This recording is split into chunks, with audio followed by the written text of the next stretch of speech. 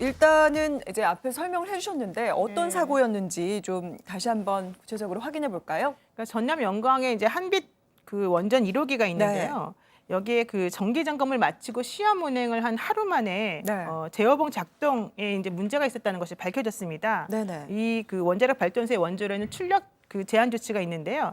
제어봉이 그 원자로 안으로 들어갔다 나갔다 하면서 이 수치를 좀 제어하는 기능을 한다고 하고 이게 2개 정도 있다고 합니다. 네. 그런데 그 중에 하나에 문제가 생겼고 지금 화면 보시는 것처럼 10시 30분에서 31분에 이제 문제가 생겼다는 것을 확인했죠. 그런데 네. 원전 측이 정비팀을 투입해서 제어봉을 수리한다라고 하는 이유로 제어봉 하나를 빼버렸어요.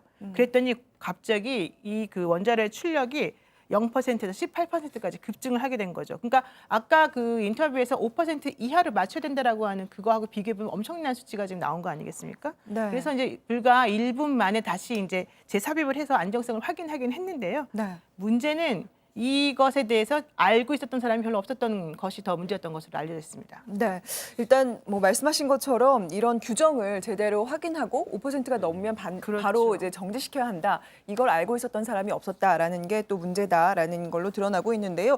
이것 외에도 또 몇 가지 좀 저희가 짚어볼 만한 문제점들이 있어요. 네, 그 중에 하나가 이제 인재가 아닌가라고 하는 의심스러운 정황이 발견되고 있는 그런 상황입니다. 이 제어봉 같은 경우에는 아무나 마음대로 운전을 할 수가 있는 것이 아니라 네. 이 면허를 가진 사람만 지금 할 수 있다라고 되어 있고요. 그 면허를 가진 사람은 이 관리팀장이라고 합니다. 이 관리팀장의 뭐 관리 감독을 받아서 이 직원들이 아니면은 이 제어봉을 수리하는 직원들이 이렇게 만졌다 제어했다라고 한다면 문제가 되지 않을 텐데 지금 이제 논란이 되고 있는 부분은 이 정비 과정에서 정비원만 이 제어봉을 움직였고 네. 당시 이제 관리팀장이 관리 감독을 하고 있었던 것이 아니라 다른 일을 하고 있었다라는 이런 이야기가 나오고 있는 그런 상황이어서 지금 현재 원자력 안전연구소가 이 사법경찰관을 투입을 해서 과연 그 당시에 제어봉을 움직였던 사람이 누구이냐 그리고 면허를 가졌던 관리팀장이 제대로 된 어떤 관리 감독을 하고 있었느냐 이 부분을 지금 수사하겠다라고 하고 있습니다.